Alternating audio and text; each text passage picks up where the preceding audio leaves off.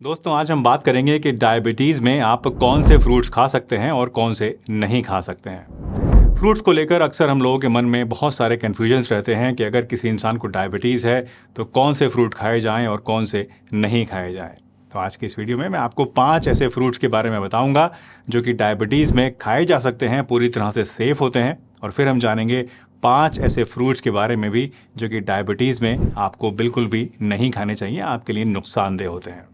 तो चलिए बिना किसी देरी के इस इंटरेस्टिंग वीडियो को शुरू करते हैं और जानते हैं इन सभी फ्रूट्स के बारे में पूरी डिटेल से।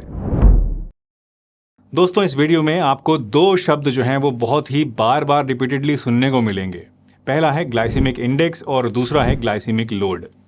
तो पहले आइए जान लेते हैं कि ये दोनों चीज़ें होती क्या हैं, तभी आपको ये आज की पूरी जो वीडियो है वो समझ में आ पाएगी। तो ग्लाइसेमिक इंडेक्स की अगर बात करें तो ये एक ऐसी मेट्रिक है, एक ऐसा नंबर है जो कि ये बताता है कि कोई चीज़ खाने के बाद आपके अंदर जाके वो कितनी तेज़ी से ब्लड शुगर को बढ़ाने का काम करती है।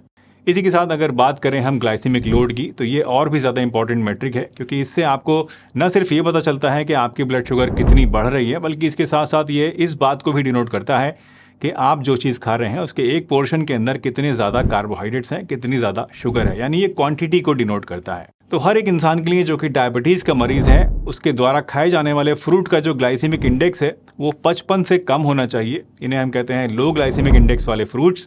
और जो ग्लाइसेमिक लोड है वो 20 से कम होना चाहिए। तो चलिए सबसे पहले जानते हैं 5 ऐसे फ्रूट्स के बारे में जो कि आपके लिए अच्छे हैं, सेफ हैं, और उसके बाद फिर हम जानेंगे 5 ऐसे फ्रूट्स के बारे में जो कि आपको नहीं खाने हैं। तो सबसे पहला फ्रूट है दोस्तों गुआवा, यानी कि अमरूद। गुआवा एक लो ग्लाइसेमिक इंडेक्स वाला फ्रूट है जिसका GI यानी ग्लाइसेमिक इंडेक्स होता है सिर्फ 12 से लेके 24 के बीच में, डिपेंडिंग ऑन कि ये कितना ज़्यादा पका हुआ है और कितना ज़्यादा मीठा है। इसका मतलब ये है कि जो ये फ्रूट है गुआवा, ये आपके ब्लड शुगर लेवल्स को जल्दी से, बहुत तेज़ी से नहीं बढ़ाता है, बल्कि धीरे धीरे बढ़ाने का काम करता है। और साथ ही इसका जो ग्लाइसेमिक लोड है वो भी लो है, जो कि इसको डायबिटीज़ के पेशेंट्स के लिए एक आइडियल चॉइस बनाता है। अमरूद में बहुत ही हाई क्वांटिटी में फाइबर भी होता है जो कि शुगर को स्लोली रिलीज़ करने में आपकी हेल्प करता है, जिसकी वजह से ये इतना ज़्यादा सेफ है।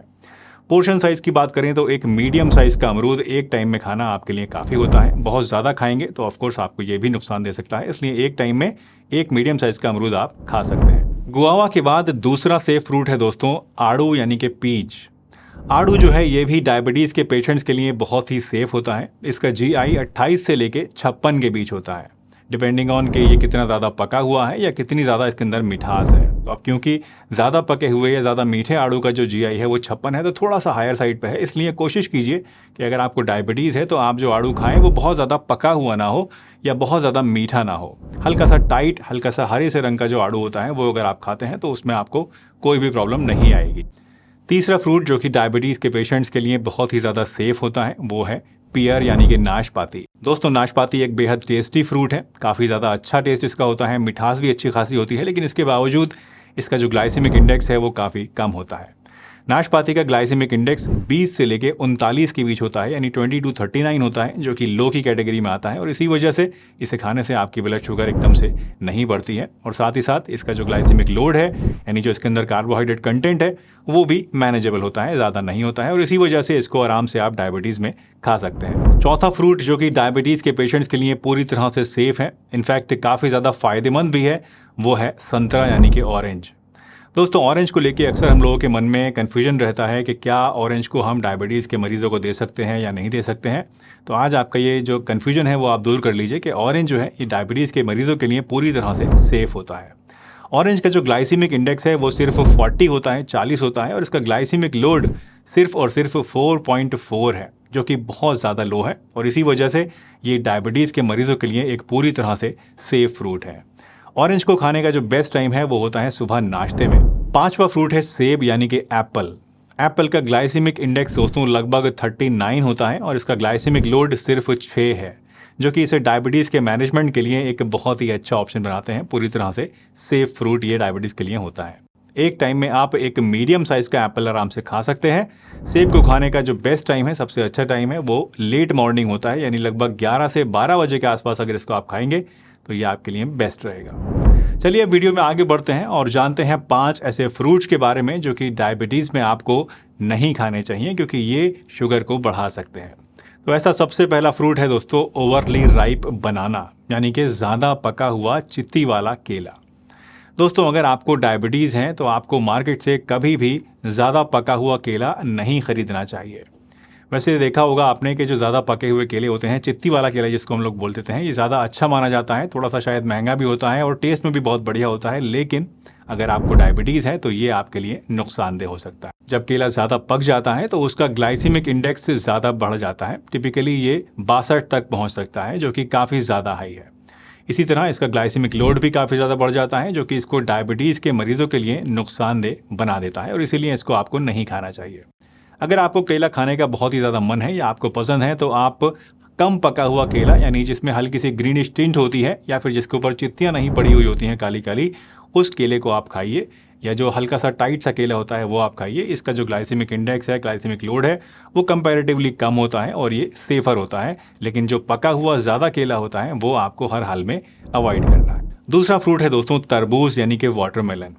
वाटरमेलन का ग्लाइसेमिक इंडेक्स हाई होता है, टिपिकली अराउंड 72 यानी 72 के आसपास।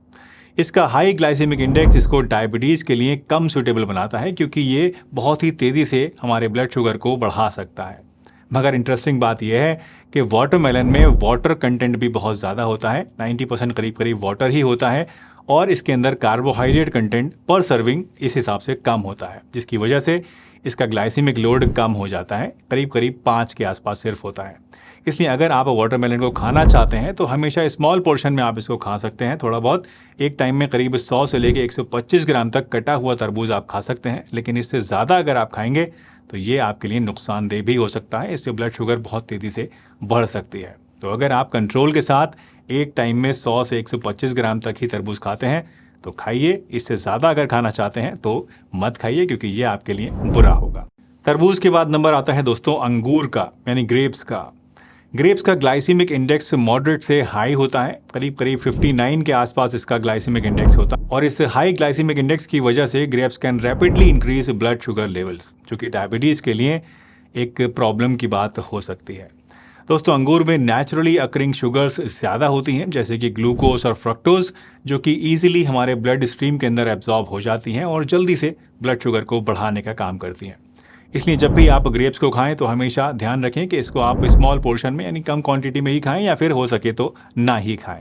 एक अच्छा टिप यहाँ पर यह भी है दोस्तों कि ग्रेप्स को आपको कभी भी अकेला नहीं खाना चाहिए। इसको खाने के बाद अगर आप थोड़ा सा प्रोटीन रिच फूड जैसे कि बादाम खा लें, या अखरोट खा लें, या फिर पीनट बटर ले लें, या फिर मूंगफली खा लें, तो इससे क्या होता है कि आपके अंदर जो शुगर का एब्जॉर्प्शन है वो स्लो हो जाता है और इसकी वजह से शुगर बढ़ने का खतरा कम हो जाता है। तो अगर आप ग्रेप्स को खाना ही चाहते हैं तो इस तरह से इन चीज़ों के साथ मिक्स करके खाइए, अदरवाइज बहुत ही कम क्वांटिटी में खाइए, और सबसे अच्छा तो यह है कि ना ही खाइए। दोस्तों एक और फ्रूट जो कि डायबिटीज़ के पेशेंट्स को बिल्कुल भी नहीं खाना चाहिए वो है पाइनएप्पल, यानी कि अनानास।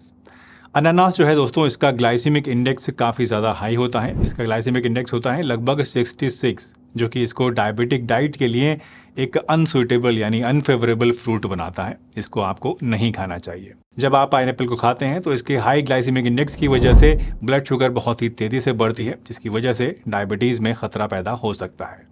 साथ ही साथ पाइनएप्पल के अंदर नेचुरल शुगर्स का कंटेंट भी बहुत ज़्यादा होता है, जिसकी वजह से जब आप इसे खाते हैं तो ये शुगर्स बहुत तेज़ी से हमारे ब्लड स्ट्रीम के अंदर एब्जॉर्ब होती हैं और तेज़ी के साथ ब्लड शुगर को बढ़ाने का काम करती हैं, और इसीलिए डायबिटीज़ के मरीजों को पाइनएप्पल कभी भी नहीं खाना चाहिए। लास्ट फ्रूट है दोस्तों आम, यानी कि मैंगो। मैंगो का ग्लाइसेमिक इंडेक्स मॉडरेट होता है, अप्रॉक्सीमेटली 51 से लेके 55 के आसपास। तो बढ़ा हुआ तो नहीं है, लेकिन थोड़ा सा हायर साइड पे है, और इसका जो ग्लाइसेमिक लोड है वो करीब करीब 19 होता है, जो कि अगेन थोड़ा सा हायर साइड पे है।